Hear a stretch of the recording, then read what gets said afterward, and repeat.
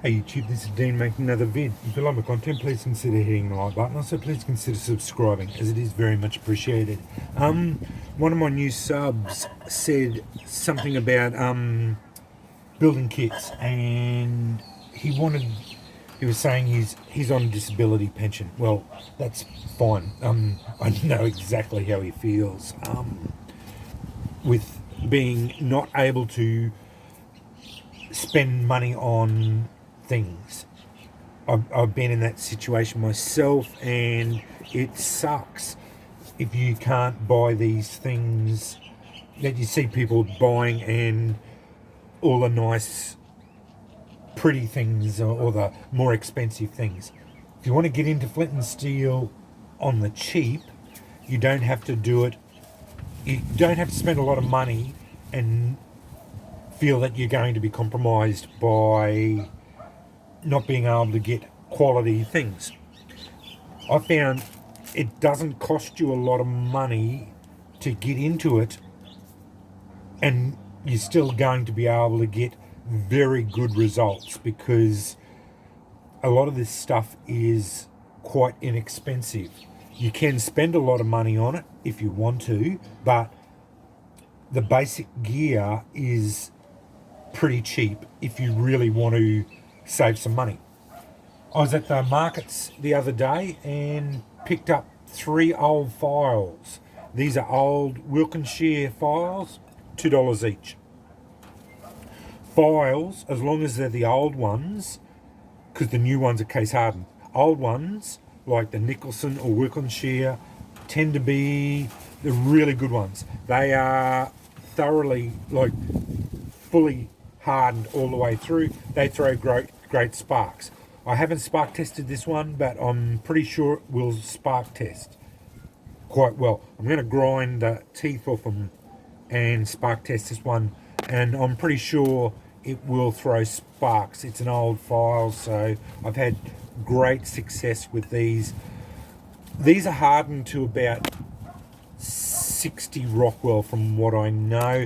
They're usually made out of the W2 or 1095, so they will throw good sparks. All you do, put them in a vise, make sure you have safety glasses on, hit them with a hammer, and they will snap off. Then grind off the teeth, put them into a shape. You end up with a striker like that. That is an old file, simply snapped off and then ground. And then, if you look on a sharp edge,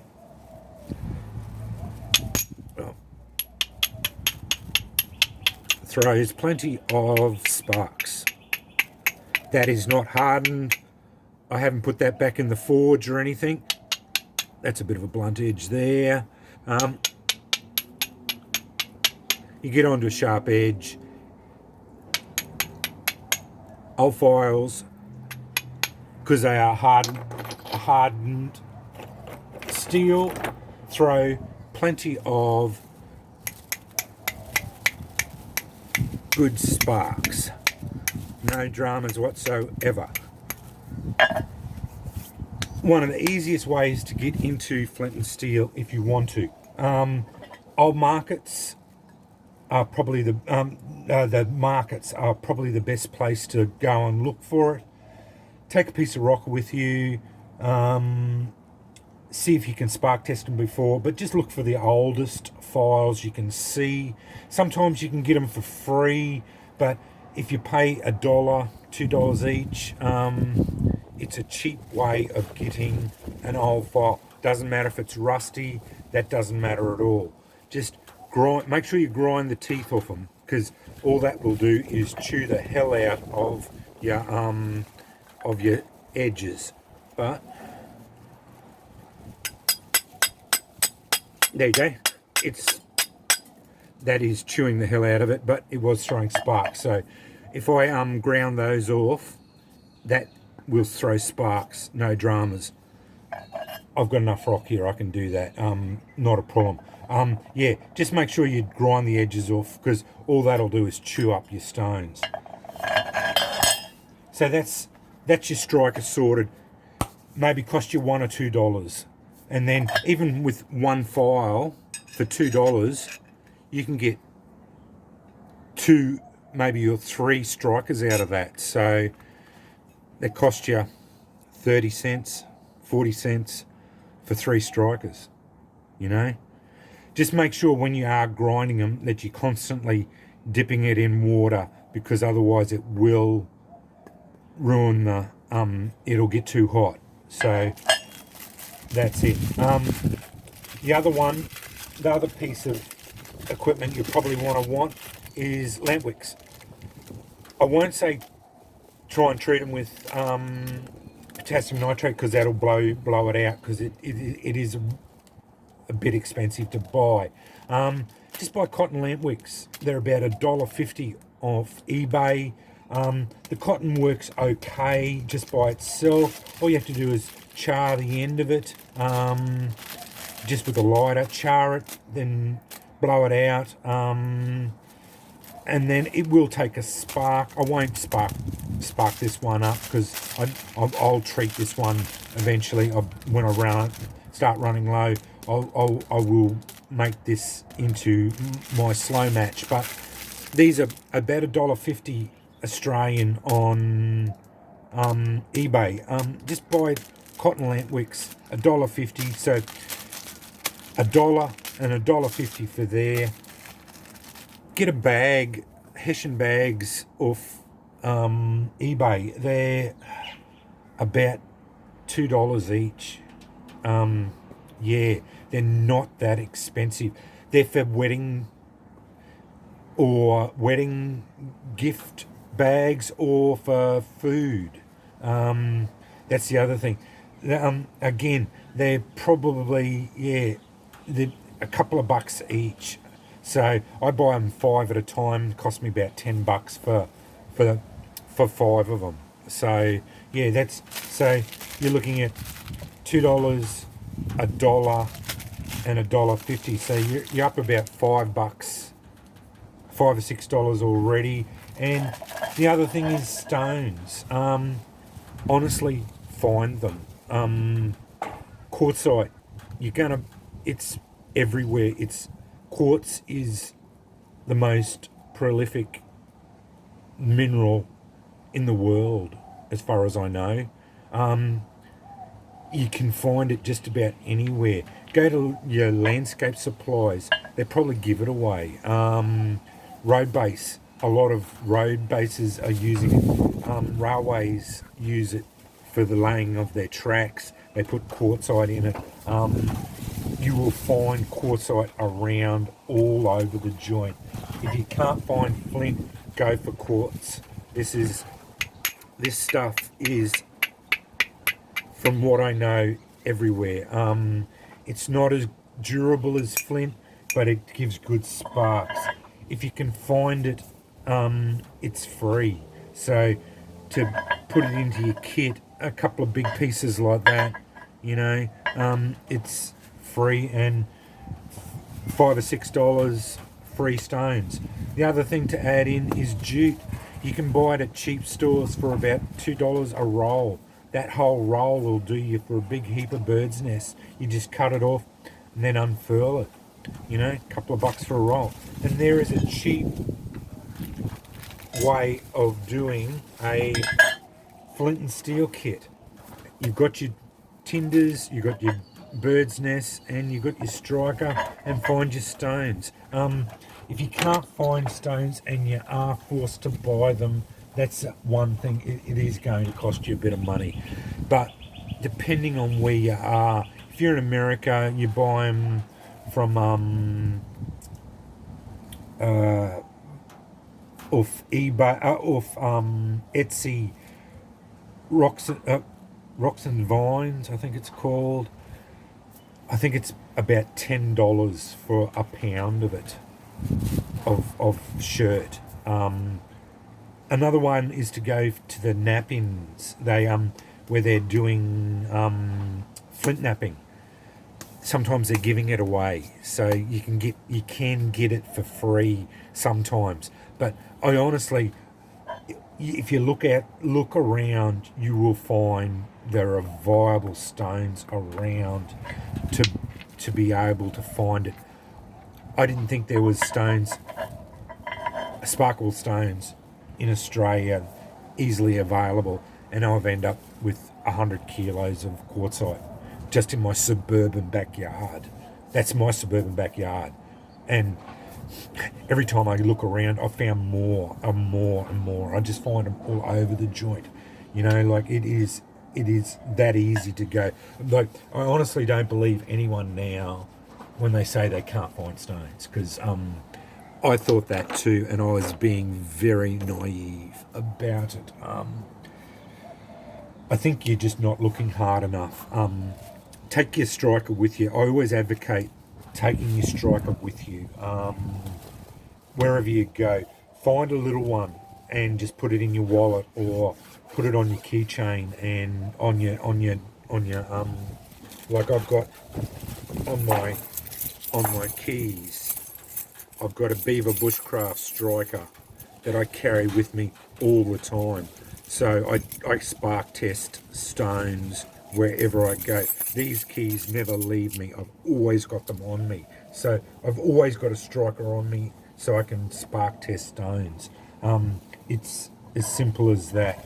Everywhere I go, I'm always looking for stones. If I see one, I pick it up, spark test it. If it's viable, I put it in the car.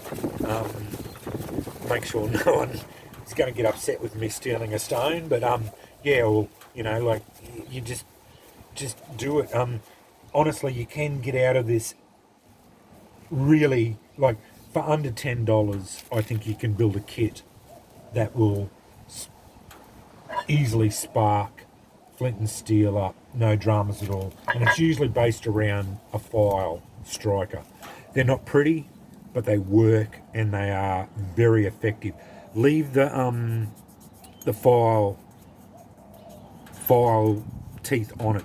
It gives you good grip in your grip, because when you're sparking, it helps with the pinch grip. So always leave that on. Plus, you can use it as a file as well, so that's another advantage too. So that's just my advice on building a reasonably priced kit. I'm positive you could get out of this for under $10. Like $10 would be an expensive kit, and it's just a matter of looking around, especially at the markets. I think the markets are the way to go. It's for the files, and you could probably pick up jute and the dollar stores, your cheaper stores, because you pick up jute, especially the jute. That's where I would do that, because I actually buy the bigger 10mm hanks, but that's $14 a packet for 2 of them, but that lasts a long time. So depends on how much you want to spend. But and buying these, I buy 10 or 15 of them at a time. So like I spend $20 or $30 to buy them, but I go through a lot of them too. So that's I'm on a different economic scale, because I tend to use a lot of this stuff, and I like building kits for every striker I've got, and I've got over 100 strikers. So that's why I need so many of these. So but I just wanted to do this because many people want to get into this habit, or this hobby. It's a habit for me, but hobby, and they don't know if they want to jump head first into it and spend a lot of money and then maybe find out they don't want to do it or whatever. Well, this is a way of getting into it and not spending a lot of money and seeing if you like it. But 9 times out of 10, I think you'll find once you start getting into it and start drawing the spark out of steel and stone, I think you'll develop a love for it, because it is very addictive. You learn something every time you strike. You learn something, and I know with me the passion for it has just, well, it's grown into an obsession for me. So, but yeah, that's just me. But yeah, it's certainly my favourite way of making fire, and I think it just harkens back to my ancestors and the fact that I loathe friction fire, because I found that I sucked at that. So, but I found that I'm quite good at this. So yeah, that's my mentality. But yeah, this video is about trying to do a reasonably priced flint and steel kit that's not going to cost you an arm and a leg. And yeah, as I said, I think you could probably get out of it for about $10 without too much of a hassle. And yeah, markets, definitely look for your old files. They're the ones that are the ones. Don't go for new ones, because they are only case hardened, which means that they're hardened on the outside but they're soft on the inside. The the old files are thoroughly hardened and are a lot better. The brands, as I said, are Nicholson. Doesn't matter, Brazil, USA, or Australia. Nicholson files. They're all. I've had all of those types. They're all about the same quality. Wilkinshire is another really good brand. I've had many of them as well. Very good brand as well. As I said, they're usually made out of W2 or 1095, so which is a very good high carbon steel with about a 1 to 1.5% carbon content, which you need for sparks. So yeah, that's just a wrap up of this. Anyway, hope this has been informative, and I hope you can build yourself a reasonably priced flint and steel kit. Honestly, it doesn't need to cost you a lot of money, but once you build one of these, I think you will find you'll want to save up and buy another, like a hand forged one, because yeah, hand forged ones are really good too, you know, like especially if you want to get into a Kirkham or something like that, some of the more renowned ones, or Olive Mead or whoever else, you know, like some of the most renowned ones. But then anyway, that's another video again. Anyway, have a look through my playlist. I've got plenty of videos on all different types of flint and steels, and I've done a lot of kits as well. So yeah, if you want to see the different kits I've built as well. But this one, I haven't really done a one on like trying to build a budget kit much. So yeah, anyway, hope this is informative, and I'm starting to ramble, so I will sign off. Thanks for watching.